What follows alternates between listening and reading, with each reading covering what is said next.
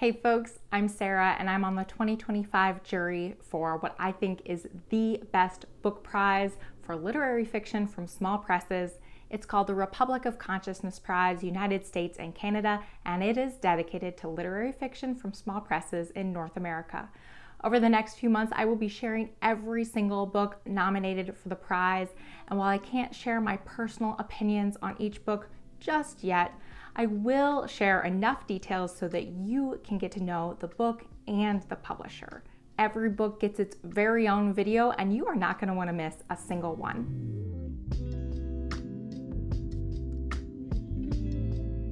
Next up is book number 34, Little World by Josephine Rowe, published by Transit Books. This novella follows the traveling corpse of a saint. The body of this saint is the body of a young girl, a young teenage girl, who could be from any century. It's hard to pin down exactly what time she's from because she's wearing, for one thing, she's wearing a mishmash of period clothing. And for another thing, her body is not decomposing. At all.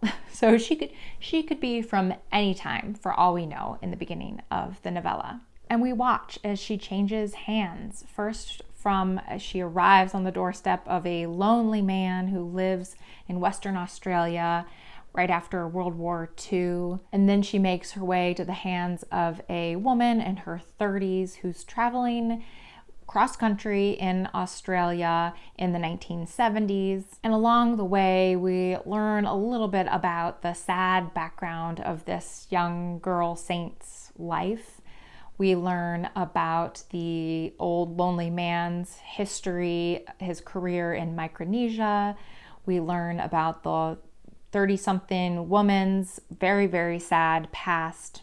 And it's all, these couple of stories are linked very much in like a paper chain kind of way. The saint has a sort of consciousness, and through that consciousness, or maybe it's not really clear if it's through her consciousness or if it's in some sort of other spiritual way, she impacts the lives of these few people that she encounters or who take her in.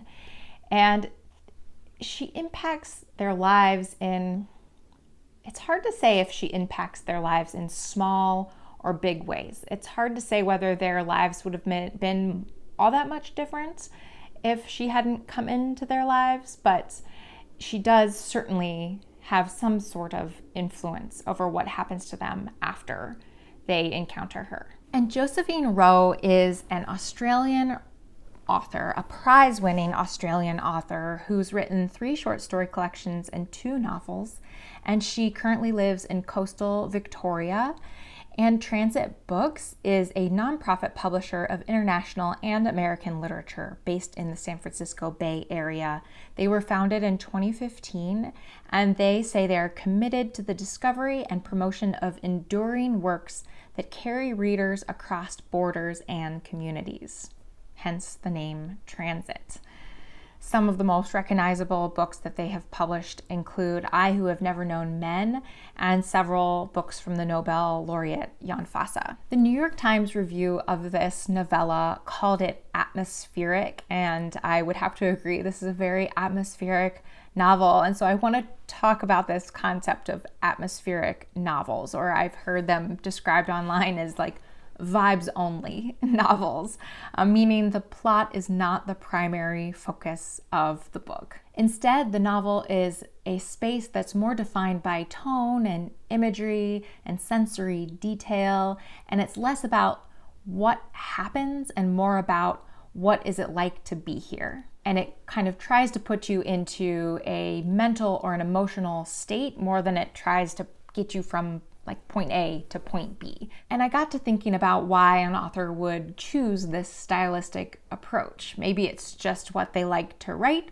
or maybe it fits with what they're trying to say. In this case, this is a book about the body of a saint, which comes with all sorts of religious connotations, but there's certainly a spiritual element to that. And when I think of a spiritual space, I picture somewhere that is quiet and a little kind of ambiguous, maybe foggy. I don't know. That's what I'm getting when I hear spiritual. And that's also how this book feels. It invites more questions than answers. And that's also something I think of when I think of something spiritual. I think of big questions. And it's not trying to resolve anything necessarily, but maybe it is trying to change the state, the mental, emotional state that you're in as you're reading it. And I said earlier that I wasn't sure exactly how the saint, it's not clear exactly how the saint impacts the lives of the characters she encounters. I'm not sure she changes them in any kind of big positive way because, spoiler alert, they all kind of end up rather alone. But maybe it wasn't necessarily about resolving their life problems, but changing the state they experience those problems in. So I think that the atmospheric tone of the novel really matches kind of the whole point of the book. And I would love to hear examples from you, as always. What are some atmospheric novels that you have read? Why do you think the author chose that kind of style for those books? Let me know your examples in the comments, and this is my example for you. And that's just one of many incredible books nominated by one of many incredible publishers. The long list of 10 books is usually announced in mid-January-ish, but I guarantee you there are going to be more than 10 amazing books from these nominees. So if you love offbeat, under-the-radar literary fiction, you are going to want to follow along. Click above or below for the next nominated book. If I've filmed it, it'll be available there. If not, stay tuned for just a little while longer. And in the meantime, you can click the playlist below that will contain all of the nominated books that I've shared so far. Again, my name is Sarah. Thank you so much for joining me here. I'll talk to you next time. Bye.